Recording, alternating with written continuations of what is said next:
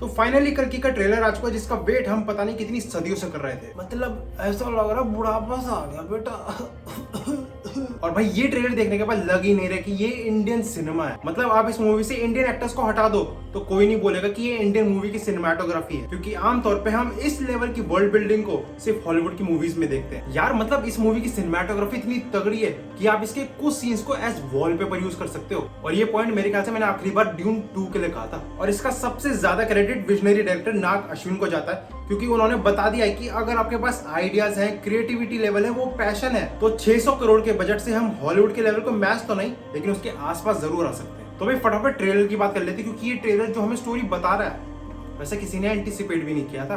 मतलब वो कहते हैं ना, वक्त बदल दिए, जज्बात बदल दिए, या फिट बैठता है। तो भाई इसका ट्रेलर स्टार्ट होता है काशी सिटी से, जो पहली और आखिरी सिटी है दुनिया की। और सबसे पहली सिटी इसलिए भी बोला जाता है क्योंकि माना जाता है कि भगवान शिव ने स्वयं इस जगह की स्थापना करी थी उनके और ब्रह्मा जी के युद्ध के बाद।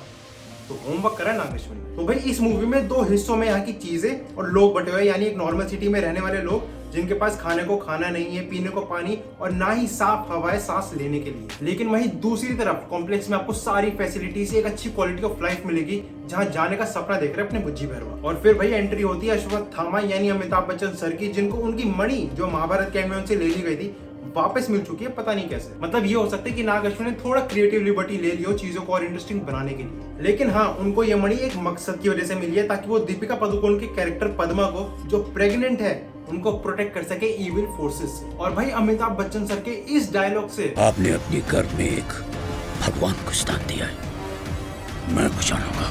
काफी चीजें बदल चुकी हैं, क्योंकि भाई इस डायलॉग से एक चीज प्रूव हो जाती है कि प्रभास कल की अवतार नहीं है जो हम मान के चल रहे थे। लेकिन इसी सेम चीज को लेकर डाउट पहले भी आ गया था जब मेकर्स ने प्रभास के कैरेक्टर का नाम भैरवा बताया था। और हम सब जानते हैं कि भैरवा का कनेक्शन सीधा भगवान शिव से है, भगवान विष्णु से नहीं। तो भाई ये देखना काफी इंटरेस्टिंग होगा कि इस फिल्म का नाम कल्कि है, लेकिन कल्कि अवतार ने अभी तक जन्म नहीं लिया। तो भाई ये लोग प्रभास को कैसे इंपॉर्टेंट बनाएंगे जबकि वो कल्कि अवतार नहीं है, शायद मूवी में पता चला। लेकिन the main highlight of the trailer was Ashwatthama versus Bhairava, ultimate face off. और स्पेशली ये वाला सीन जहां अश्वत्थामा भैरवा को दीवारों में मारा जा रहा है। और इसके अलावा भी कुछ सीन्स थे जो कंप्लीटली बैडएस थे, जैसे अश्वत्थामा का एक पैर से बुज्जी को रोकना, बहुत कूल था। बाकी प्रभास वर्सेस अमिताभ बच्चन का रीजन दीपिका है, जो कि मैंने बताया कि प्रेग्नेंट है, लेकिन वो नेचुरल प्रोसेस से प्रेग्नेंट नहीं हुई है, यानी दीपिका के बच्चे का कोई बायोलॉजिकल फादर नहीं है। क्योंकि अगर हम इस सीन को देखें तो प्रभास को एक बाउंटी अलर्ट आया, जिसको पूरा करने के लिए उसको 1 मिलियन यूनिट्स मिलेंगे। तो इसमें आपको फर्टाइल लैब सब्जेक्ट लिखा हुआ दिख रहा है, और इसके डिटेल पर ध्यान दे नीचे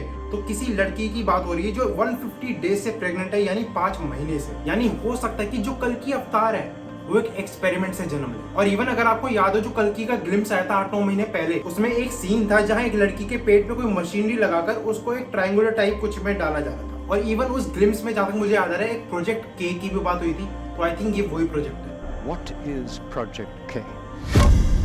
तो भाई ये सब चीजें देखा जाए तो सेंस तो बना रही हैं, लेकिन अभी भी मैं अपनी इस बात को सिर्फ थ्योरी की तरह लूंगा, लेकिन मुझे लग रहा है कि मोटा मोटा यही होगा। और फिर ट्रेलर के एंड में फाइनली एट लास्ट इन्होंने कमल हसन के कैरेक्टर को इंट्रोड्यूस करा दिया, जिसका नाम है लॉर्ड यस्किन, जिनको उनका राइट हैंड या कमांडर भगवान भी बोलता है। भगवान एक ही, सुप्रीम यास्किन। वैसे अगर सोचो तो कल्कि ने अभी तक जन्म नहीं लिया है, और जब तक वो बड़ा होगा, लड़ने लायक बनेगा, तब तक तो भाई ये लॉर्ड यस्किन ये तो परलोक से हार जाएगा, जैसी उसकी हालत दिख रही है। तो भाई ये लोग कैसे क्या करेंगे, किसके साथ करेंगे, सारा समझ ही नहीं आया। लेकिन भाई गौर करने वाली बात यह है कि कमल हसन के कैरेक्टर का नाम कली नहीं है, तो क्या कोई और है मेन विलन, पता।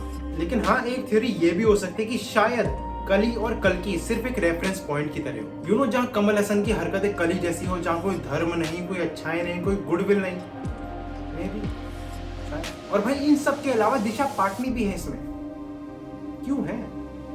मतलब एक तो जब तक वो मुंह ना खोले ना तब तक बहुत बढ़िया है, जैसे ही वो मुंह खोलती है हमारे मुंह बन जाते हैं। और भाई दिशा का इस फिल्म में कैमियो होगा या उसका कैरेक्टर कोई सिग्निफिकेंस रखेगा स्टोरी में, ये तो भाई शायद मूवी में पता चले। बाकी भाई इसका म्यूजिक तो शानदार है ही, लेकिन इसका VFX तो आप क्वालिटी का है, मतलब आप एक कमी नहीं निकाल सकते कहीं पर भी। और भाई कमी निकालोगे भी कैसे, क्योंकि इसका VFX डी नई कंपनी हैंडल कर रही है, जिन्होंने Godzilla x Kong, dune, Tenet, Inception जैसी मूवीज में काम किया है। और इवन यही कंपनी रामायण का भी VFX हैंडल कर रही है और प्रोड्यूस भी कर रही है। तो भाई इसीलिए कल्कि के इतने अच्छे VFX देखकर मैं सरप्राइज नहीं। तो भाई ओवरऑल ट्रेलर देख के मजा आ गया और एक्साइटमेंट भी डेवलप हो चुकी है, मतलब क्यूरियोसिटी जाग उठी है कि कली कहाँ है, कल्कि कहाँ है, कैसे ये युद्ध होगा, क्या होगा भाई, बहुत से सवाल हैं जिनके जवाब मूवी में मिले। बस भाई उम्मीद है कि जैसा ट्रेलर है पूरी मूवी और ये पूरा सिनेमैटिक यूनिवर्स बिल्कुल वैसे ही। बाकी अपने ओपिनियन जरूर बताना कि आपको ट्रेलर कैसा लगा और क्या किसी को थोड़ा डबिंग इशू लगा या मैं अनोखा इंसान हूं,